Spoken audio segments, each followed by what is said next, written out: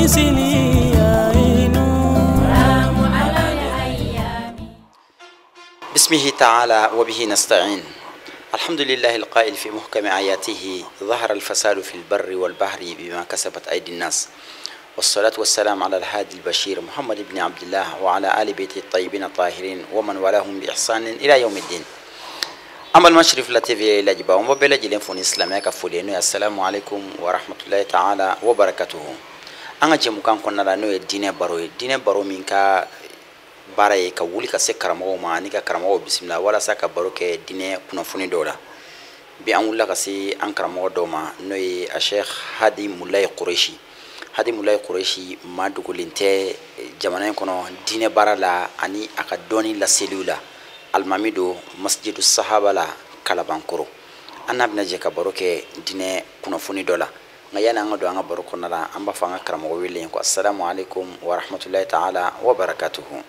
وعليكم السلام ورحمة الله تعالى وبركاته. أما فنحمدك اللهم ونستغفرك ونتوب إليك ونثني عليك الخير كله والصلاة والسلام على أشرف المرسلين سيدنا محمد المبعوث رحمة للعالمين. اللهم علمنا بما ينفعنا وانفعنا بما علمنا إنك أنت علام الغيوب. أنكر مشايخ مولاي أمي بسم الله لله أفكر بروك فهمي كبي بيجيني كم بيجين مو يردبي ni laje baw be ka kan ni bi kuma famba be ka boli akan no yi wati yelama yi ama fo ko changement climatique am fe ka baro ko ni qur'an kuma na kan ni ngal fo yere mi changement climatique yere mundi bi donina no scientifiquement changement climatique yere mundi ankara mo kan ye ni ngalim kera jaranye yani ki jabi mbe foli nyeshi an fleliba beleje lema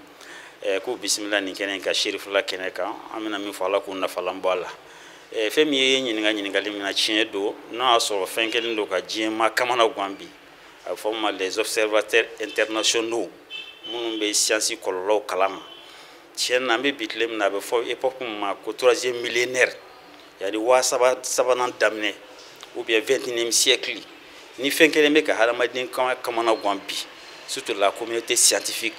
o de filɛ ka kuma fɔ n'o ye réchauffement climatique ye parce que fɛn il y a changement climatique. Il y a le réchauffement aussi climatique. Donc le réchauffement climatique devient le changement climatique. Mais le monde est à sababuya. Pour que les sababuya fanado, ala ya ka l'univers inda chuka mina fiko de famille no tete kan famille. Ni mansinga ta fo suratul jumena, fo suratul anbiya nabi mongo sura o aya bisabana. Mamina ala ta kuma yere je da chuko yaka. Ayaka je nda chuka mina théorie pour la théorie de Big Bang. نوي نازرات الانفجار العظيم يرمنا لكم أولم يرى الذين كفروا أن السماوات والأرض كانتا رتقا ففتقناهما وجعلنا من الماء كل شيء حي كويلي ما هو يليكوا على ما فكوا إسلامه بس أكوراجيت إسلامه ولا أتشسير تلولا كو كافروا ما يليكا كافو سانغولو منونيا بالابي 3e millénaire là 21e siècle là كاتنتزا أن السماوات والأرض أني تقولوا كانتا ka combien ni sanjanye ku flat moni no yogolati fafataknahum ni ala faraka bonona wajana dal mayku la shin hay nsolla ka fenni mabela jelenda ka bojila afala yumino ko moteli mania ame mon famia ninkeli ni 600 pour le changement climatique fam ninkeli ni biche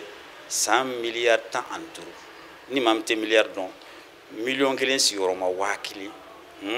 o fana si yoroma wa tanduru ni kuma in fora ka bo de malay sangol dugo fa xamnoma donc do na so clinté parce que les sababu de changement climatique ka so clinté il a fallu 10 milliards d'années 100 millions de temps ngatema folo pour que les kada les chier millions d'euros 100 millions d'euros aka ko ne do ko ni millions kemenani do ko chier 4 milliards 600 millions d'années donc ala yo tile min place 100 millions d'euros kana bla bila fonction do de bal parce que on yere ni tile che folo kilomètre millions kemeni bituru de do fo nena wakati la mais tile mala mois de mai la be jigi doni ka odu mala donc a tawla ala fonction de tile par rapport du golo o jumay chaque tic tac qu'on a seconde kilo kili clé énergie tonne millions nan de dégager pour dégager nous tenons ma ko du golo ko bo be boyen tuma mina to wa fama ko les rayons ultraviolets arab kana fo al ashiya al banafsajiyya o mbe boyen abe ka ta yoro tile fle ni yoro fe mantel ni yelende fo lo so mara fe ni tile bora dron tile be ni ka bo ka pour que tile ka yelenga jonga ko ka ni distance mi fo len fle ni quoi yelen ba boli minute shegin de konana parce que ça batira ka fo tiktak konana lumière be kilomètre wa keme ça va 300 000 km par seconde donc abe boyengana ngi énergie mo fo ça no ultraviolet mo abe boyen domina atseka ken nakili réchauffement de natofle ni abe na sianga couche d'ozone ma ni mamte couche d'ozone do ni bora do ko kilomètre tan fla forme couche d'ozone mais yana nga sami ngal lo kana la be ba bela jenena nay ngal ke sira on be bal do ko kono do be ambal do ko sans fedi ngal be ke directement be ba fa kam bal do ko sans fedi mbadon la me jekulu chama mo de fo ou ka haketo mambe ka bal do ko kono de nyana ma sake do ko sans fedi la vie est impossible sur la terre parce que couche d'ozone kilomètre tan fla kana bla do fana do ko doti ka doti parce que munde be ka o de konnana nyana ma tita fam ngo quoi a forme les argones hydrogène nitrogène oxygène an hélium ulu bere bo ko nyana ma sanu ko o de ato mamina ni yere ultraviolet na sing fleka wati fem fiana kilomètre comment dirais-je bidru ha ka tawla kana bla tan fla do couche d'ozone parce que on va filtrer maintenant yani ka konyen nyana mat amay ka ta bidru la kana bla tan fla la o fana danger mais waso avec ka filtrer ka ta tan fla la gaji o de du ko kono na sisa e be kan famia donc abe c'est tan fla ma mamna il réchauffement na to fla role parce que munde be ke waso azote produit chimique de azote au 78%, oxygène 21%, anégie vapeur et les trois états de l'eau local là ça va glacial, gazial, ani ato, ani jima. Abesi, abe formule là où les amanyana maye. Donc maintenant, monde bimbi, couche de zone influencer, armement nucléaire, essayement nucléaire, ou be bombe la digue mounou qui est concoulon fantam bantan kono, armement nucléaire mounou chira djien kono, bon ou le bec à couche de zone sora. Donc nous sora, les kala minkanga di ala adlan ya ala abla pochon na 100 millions d'euros milliards d'euros combien, ou be wala. Wobe wala doni wo borala sa kle kala abechiki don anji kana ngo manyana mati munde fana be ngotuni yiri tike fana ba sababu ya yoro anya falo anga falo ananga dab anga jelo wi an ko na betike michou fana be ka tama ko no be ka tike de toute façon désertification fana be dans la dégradation planétaire fana be do yoro la parce que munde be on yiri de be participer pour gal sanji kana et c'est bien forme aba fo fana ko dioxyde carbone adama den imana oxygène sama sisa ma normal fi sa yani ga ko yelema chiu mbe da den jugola sanje be na jugola sanje ma réchauffement climatique de na kan be tiensa parce que yiru tigera dioxyde carbone no nakli la sa mbe sigi o de dioxyde carbone o be ka dese on ni yiru de badi so alna so yiri taka cha chauffeur de chauffe ba dégager ko sebe o de ato c'est déconseillé il kana sigi yiri kere fe chauffer là parce que be ka nakli le sam tu vois donc yiru manatike jibe doya parce que au début sanje formé akase ka jigi donc réchauffement climatique fait na fana nana mu korolo jume mbora yingal so fana nindi réchauffement climatique parce que couche de zone na les sora tron aseka don al France au revoir mun na to fleni ni bebe participer là anga frigo gaz no be participer là il be fen chamana quoi moto jini fe no na bela de participer là o dato je kamana quoi soumet bado ke France ko sayna pour ça pour que la société civile doit là alka wajulu kala aussi doit là que impliquer là parce que bega problème nous ya fugo joroko de do abinga se jien wuli roba c'est très grave donc la Mauritanie ko sayna an rega famo ma kenek ala ka barka don lula ensuite dobe ka ke bien flairem na Marrakech réchauffement climatique wal su même nganga ke inshallah banla u dabna sak mama yani ñogonye teke jien ko no binu tate sam c'est joroko do donc ni de do mais à coloré jumain parce que ni fana kera c'est ça ala kele ga la pôle sud be pôle nord be glaci jale me Sibérie na ñoko yoro nenete du ko ko nga bon yoro mine corona yoro fo ya o Sibérie mfle glaci be yele no yele na san abna ke ka badinga no fa yebe chenche ma yoro fenfe la be ba badinga ko rodi boda to pétrole be bala donc na le yele na san abna ke ka yembe fa ala kunu fa mo to lo bala ko fo ko abna idlo tunire de ko bojien ko nanana akon nga fa sama parce que on te badala nous sommes un pays enclavé mais pays désenclavé nous olu caman bɛ danger la surtout île a bɛ île caman don n'o ye gun minnu bɛ fɛn kan n'i ye ɲininka mun de ye changement climatique ye nin de ye changement climatique ye a kɛlen bɛ ka hadamadenya jɔrɔ bi kosɛbɛ u bɛ ka nafolobaw dépenser a la ko ka mobile dilan mobile minnu essence t'u marché ani avion minnu bɛ marché gaz la nin de ye réchauffement climatique ye. Alimami ni faamuyalen kɔfɛ changement climatique yɛrɛ mun ye i da sera kuma dɔ ma i ka kuma a bɛ i n'a fɔ siranɲɛko don kɔlɔlɔw b'a la changement climatique kɔlɔlɔ jumɛn bɛ se ka sɔrɔ a la i bɛ se ka min fɔ an ye. Voilà kɔlɔlɔ min bɛ se ka k'a la yɔrɔ ma min f'i ye a bɛɛ lajɛlen na a bɛ fɔ yɔrɔ ma nord sud ye jumɛn ye nord de bɛ ka produit ninnu kɛ quoi parce que usine t'anw bolo a bɛ komi Europe jamana fɔ olu ma ko nord olu de bɛ ka produit kɛ mais anw minnu bɛ yan nɔ an m'a min an m'a bɔ a kalantan na a kɔlɔlɔ bɛ ka na anw de fana kan surtout parce que a kunbɛnla t'anw bolo n'o ye farafin jamanaw na ani les pays sous-développés bon kɔlɔlɔ min b'a la a fɔlɔfɔlɔ ye min ye a bɛ na sanjiko gɛlɛya ye. Sanjiko gɛlɛya donc n'i ko sanjiko gɛlɛya ko baloko dɛsɛ donc n'o kɛra dɔrɔn ɲɛnamaya don don o don an bɛ ka produit de hadamaden hakɛ min bɛ dugukolo kɔ kan bi 7 milliards et quelques dɔnni de b'an jɛ miliyari 7 la min bɛ ka fiɲɛ minɛ k'a bila donc alimentation bɛ ka dɛsɛ bon sanji min bɛ ka na o dɛsɛlen don fɔlɔ o y'a kɔlɔlɔ fɔlɔ ye filanan ye jumɛn ye n'a kɛra an tɛ ɛri ɲuman sɔrɔ quoi fiɲɛ ɲuman an t'o fiɲɛ sanuman sɔrɔ bilen n'a kɛra an kɔ tuguni glace minnu bɛ pôle nord ni pôle sud la olu bɛɛ lajɛlen bɛ jeli ka n'a ma hadamadenya yɛrɛ hali wo baganw falen fɛnw bɛɛ lajɛlen bɛ taa sɔrɔ a la donc en un mot a bɛna ka ɲɛnamaya de segin kɔfɛ ka diɲɛmaa kamana gan an tɛ se ka fɛn min solution sɔrɔ fɛn min na quoi donc ala ka ɲa ka d'a ma ninnu de y'a kɔlɔlɔ ye. Imam i da bɔra ka se nin mun ma changement climatique a n'a kɔlɔlɔ mun ma yala nin ko in a balila kuranɛ la wa n'a ma bala la kuranɛ ye mun de fɔ changement climatique kan. ala ka ɲa ka d'a ma yɔrɔ foyi tɛ bala kuranɛ la fɔlɔ parce que kuranɛ de y'a bɛɛ ye ala ko kuranɛ ko ma farratna fil kitabi min shay'in ne ma foyi tɛ f'i ka taa sɔrɔ n y'a fɔ kuranɛ kɔnɔ a ko sanurihim ayatina fil afaki wa fi anfusihim hatta yatabayyana lahum annahu alhaq ko ne bɛna yirali k'u la l'horizon de ye ɲɛbin dan ye a n'u yɛrɛbakun la f'u ka taa dɔn ko nin kuranɛ ko tiɲɛ don ni ma bara kuranɛ la kuranɛ bɛɛ harfu kelen min bɛ daminɛ ni kalimatu zah harfu zah o de ye ni aya ye zahara alfasadu fil barri wal bahri bima kasabat aydi nas ko ne ala n ka halabaya yani n y'a dɔn k'a fɔ ne hadamaden da cogoya min na n ye fɛnw don a la a bɛna kɛ tiɲɛnikɛla de ye a bɛna n ye ɲɛnama in da k'a d'a ma cogoya min na dugukolo in da k'a d'a ma cogoya min na a bɛna a bɛɛ lajɛlen tiɲɛ fɛn min hali baraji dɔw bɛ yen a man ɲi dugukolo ma a b'a déséquilibré de donc ko zahara alfasadu ala ko kelimatu filu madi de don a y'a kɛ madi a bangena déjà ka sɔrɔ a bɛ kuma in fɔ o y'a sɔrɔ a ma bange yɔrɔ a ma sɔrɔ a ma bange donc zahara alfasadu yani tiɲɛni bangena kɔlɔlɔ bangena dugukolo kɔ kan bima kasabati aydi nasi hadamaden bolo dilannen kɔsɔn anw de bolo nɔ y'o de f'i ye anw ka falenw de y'a ci anw ka misiw de bɛ ka yiridenw tereke dugumala la donc bima kasabati aydi nasi donc walahi la y'olu nin de don k'a yirila k'a fɔ a ma bala kuranɛ na o de y'a to hali kelimatu fatiha kɔnɔna na suratul fatiha kɔnɔna na harifu zayi t'a la ka da tellement que a nana ka na danger de représenter parce que mun na a bɛ segin ka taa jumɛn ma wa alhamaha fujuraha wa taqwaha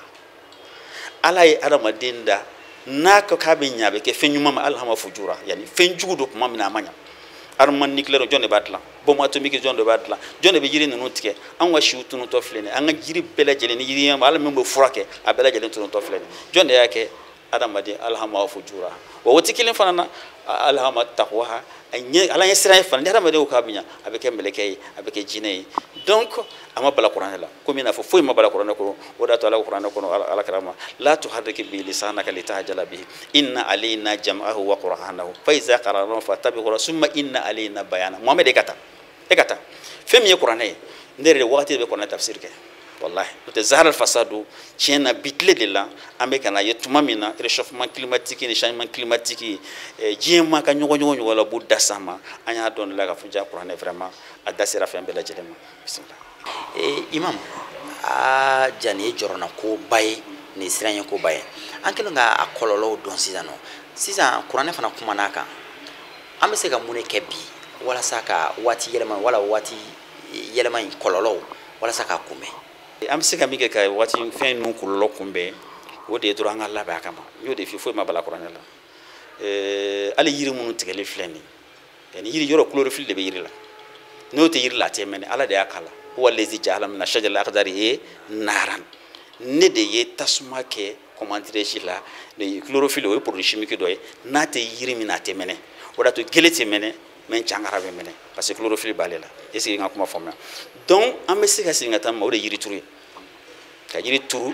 o de se ko dioxyde carbone ni pour ka se ko remplacer et puis ka an yere mene fana yiri tigela ani ka doni nyini surtout doni bon Coran fana an wule ka ni kele ma toujours parce que en islamé de na ma nya manga ko ke an ba solution bo Coran do kono doni nyini muye ala ya mbla ka nga ta fe mu nyenyi na ngulu nyenyi na lu nye soro ka sanfela don ka dukulu don ka kulu chuwa do fonction muye aka chala mse ka kololo kumbe ka doni nyini kwa misali ala modi ma Coran ere kono ala fauna afala yanzuruna ila al-ibli kayfa khuliqat yalu manya me ne nya me tlan chukuti mais il y a une biologie ngantene ma ka me doni ma toujours doni na fantanti parce que baga marabi namba a doni don anga baga betanya fambe lafiya dukulu ko ka amisi ku la bolo ka so hamatu bla tout kono ka tutike o bina désertification abina changement climatique ya famia bobo jugo la wayla samai ke farufiat astronomie de ni pour que anga changement climatique munyatu ya don parce que astronomie de ba to ipse ka don lolo sans faire la ke baro ko ipse ka don wayla samai ke farufiat ni sans fara korotan chukuti parce que comment jabi de science ya faut qu'on finisse là comment jabi keifa o de comment chuko jume donc sans faire la korota ran chuko di no asroba kalama ka bo dukulu ka kata sans fara folo la be lumière ka 100 millions wan muganna ni bolde dem 24 millions de l'année lumière abe bolo dem donc ala ko be chuwa men nanyo don am se ka ferote ke même se changement climatique bali ka nan yere jugo parce que comportement de doyen yani changement climatique kumbe chugo tala ni comportement même ko ka sensibiliser à la société civile ka fara politicien ko kana da discours politiquement ka fara wajuli kelaw kan ku da dala note atinya donc wayla sama ke fa wayla jibali ke fa no sipat kulu pembe ne mechuko di kulu ka fonction juma ka nyana ma si chukola parce que on me fin de kan anta nature donc quoi dugulo be ka fonctionner chuko am anta do ala bolo nanyo don akacha la mse ka ko do to na ni domaine na jibali ke fa no sipat kulu pembe ne mechuko di kulu be jien ko nan haramo ni yaye ta soro yani à 1/12 de bekena manala ani ne kulu mi metri dure se da soro metri temps metri bidrun dure be dukul ko akto ko de ma ko jan autadan ko de watatu donc 1/11 de bekena ma metri dure bekena ma mais metri bidrun dure be dukul ko ni mi metri temps da soro metri kemeni temps de be dukul jor la toro jien kono kulu manjani university aller 8 km et 800 mètres donc ko mi be dukul ko ala de ba haketo donc ala ko ngata nu nyenyi ka kuluka fonction do no be psika kumbe kuluka fonction do jume ka ji kumbe ima anga ban nu bela jele me bokulu de la ka so ka jien fa o mene ko donc oya kundo wa ila al ardi kayfa sutihat surtout dukulo ko chogo jume na dukulo fensera ne ala dukulo fense chogoti donc na nu donc ma de géographie c'est de géographie o teta kalango kalan janfana yani ma fo lycée de ma fo université fin de comment dire université mais doctorat nous kulu tala qui spécialisé la ka dukulo don kala de bise ka ambon kono ani comportement yelemani o de bise ka ambon kono wa Coran fana wole kanoma ala soko ibunya bala ala imam nimbaro ina faka bon ko jugun ni be Coran ka kaba ko yira nga baran wati na chuga wodi don da kunya laban jume bi bani ka do donc en fle ba ko bela jene jarani kuma labana ka shirifula na ka lameje kulu bela jene fo ka were ka direction fo ka yera l'enfant ba ka blala inshallah na la sonama amperelendo ka ko wele jabi wati bela jene ka do ke min fo ala ka salamo na flambo ala ka njiti doni na ala ka ko islam ya korota ba fo lil hadith baqiya in kana lil umru baqiya wa assalamu alaykum wa rahmatullahi ta'ala wa barakatuh nimbe Qur'an ka kaba ko de yira nimbe Qur'an ka mu'jiza ya dira fa ko kaba ko do dira nabi man bela jelema nabi kaba ko min dira ala kirama sallallahu alaihi wa sallam o Qur'an de sam bakle ani ko ni dira ala kirama sallallahu alaihi wa sallam nga Qur'an ya soro ni kuma ni bela jeneka bidi jiemo jien doni kala baw ma jien ma gansa onte jien doni kala baw be ka je ka wuli ka joni panga portu beke wala saka fere nyini ko la wasoro Qur'an min dira ala kirama kam ni sam bakle ni ko otun kuma na kan ni me an to da Qur'an la ni ba ira fana ka ko islamiya dine min be an bolo ko konfiya dine te doni dine de don asile me doni de ka ina ko Qur'an aya folo min jina o be kuma de ka ko ka doni de ke wa Qur'an yi doni nyini de ke islamiya belaje ka wati belaje na hal nasoro doni bi ni ma were o de ko disi ko sina ni ma were be ka nyini ka te an dine mo ka ame afamu ka foni aya nu kona la ko Qur'an kuma na fembe o Qur'an min ni islamiya fe o de ko anga doni nyini ame hakli ji ka fa ani ankara mo mi nyon fe boye an almami a Sheikh Moulay Hadi Quraishi ni almami do masjidus sahaba la ni la sele kala fana do an kuma la so chamana anale de tum jera ka baroke bi ame aw fuka wala nyano aw munun tun sike me aw ka jabaran nu nyawa ni dine barote te me aw kan wati shila jamana in kono ani jamana in koka ame adili Allah taala fe ala ka sikida na taw fana yira ani aw bela jerena wa akhiru da'wana alhamdulillahi rabbil alamin wassalamu alaikum wa rahmatullahi ta'ala wa barakatuh.